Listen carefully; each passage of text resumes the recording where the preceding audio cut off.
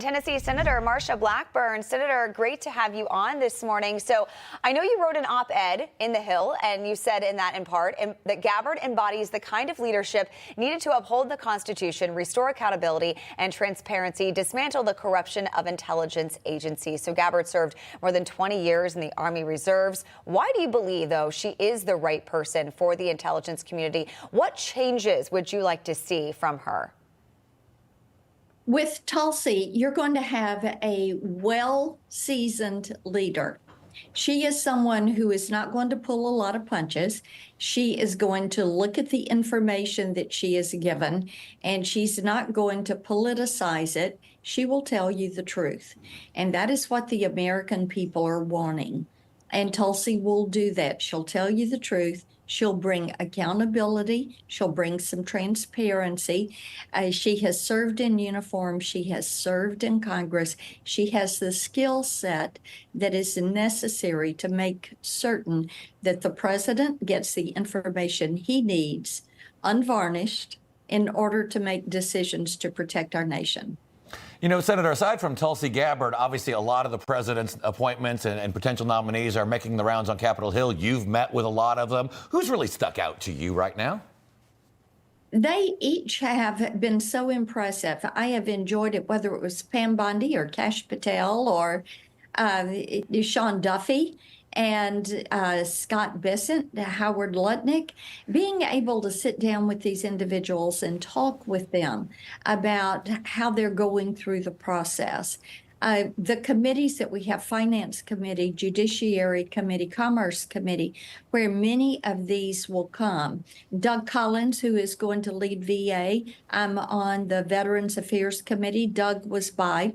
And Pete Hegseth has done a great job in working Capitol Hill for his confirmation. And I will tell you, one of the things with Pete, you're not going to have people working remote.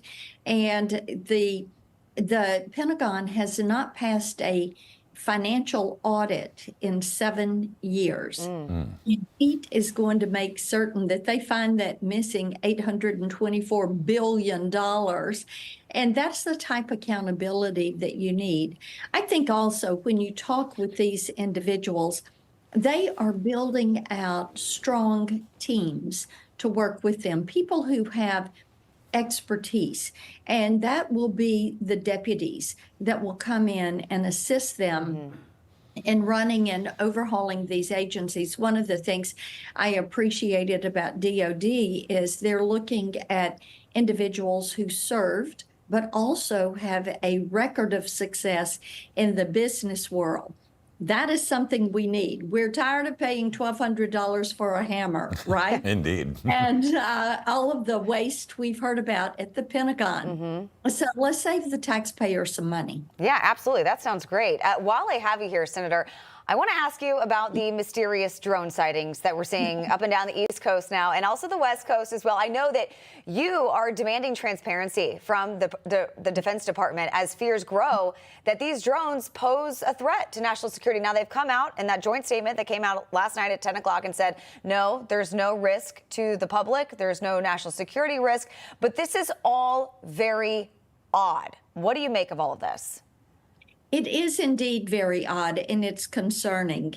Tennesseans brought this up a lot when I was home over the weekend because this started out in one area and it has expanded. And it is reminiscent of the spy balloon that sashayed across the country and took pictures at our military installations. And only when the Biden administration was caught did they admit they knew what it was, and they waited until it went across the entire country before they shot it down over the East Coast.